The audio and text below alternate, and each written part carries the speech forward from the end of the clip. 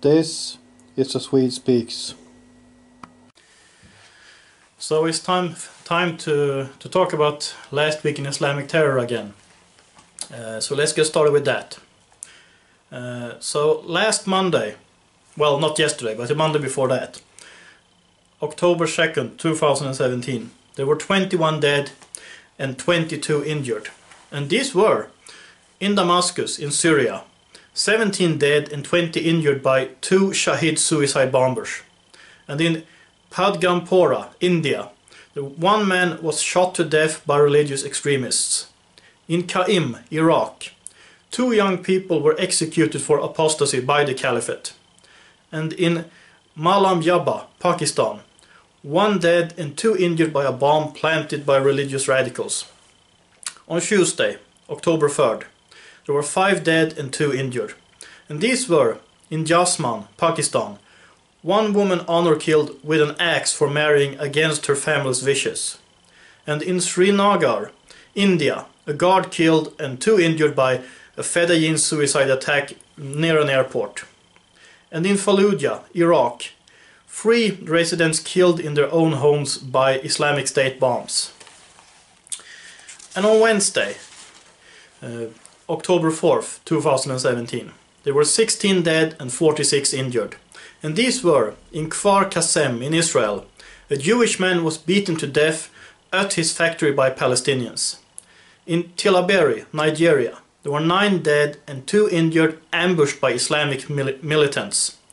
And in Husainiya, Iraq, there were 2 dead and 4 injured by Mujahid car bombers. In Misrata, Libya, there were 4 dead and 40 injured by an Islamic State suicide bomber at a court complex. And on Thursday, October 5th, there were 41 dead and 27 injured.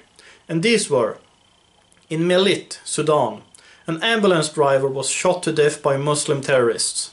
In Qusur, Syria, 15 dead by an Islamic State rocket attack.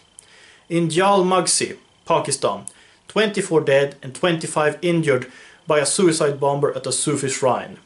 And in Bosaso, Somalia, a businessman shot to death and 2 injured at a coffee shop by Islamic extremists. And on Friday, October 6th, there were 12 dead and 9 injured.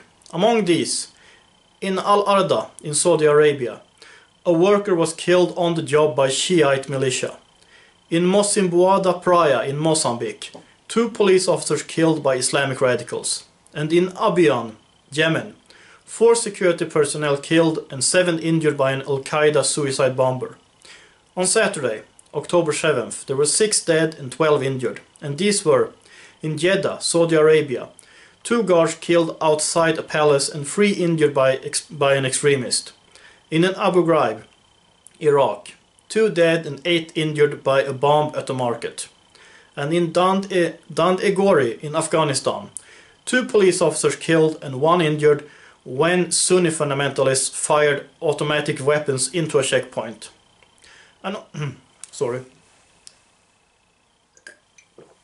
on Sunday, October 8th, in Wahda, Iraq, 3 civilians dead and 1 injured by Mujahideen shrapnel. So last week, there were 104 dead and 119 injured. In last month, September 2017, there were 877 dead and 760 injured. And so far this year, 2017, there has been 11,007 dead and 11,356 injured. And that's just so far this year. I hope there will be not a single one more, but already now I know there's been a few this week too. So, as we can see, Islam is creating problems everywhere. Well, last week mostly in the Middle East, in India and in Africa. But that's bad enough. So, this is what needs to be pointed out every week, that this is going on. And we need to learn by this.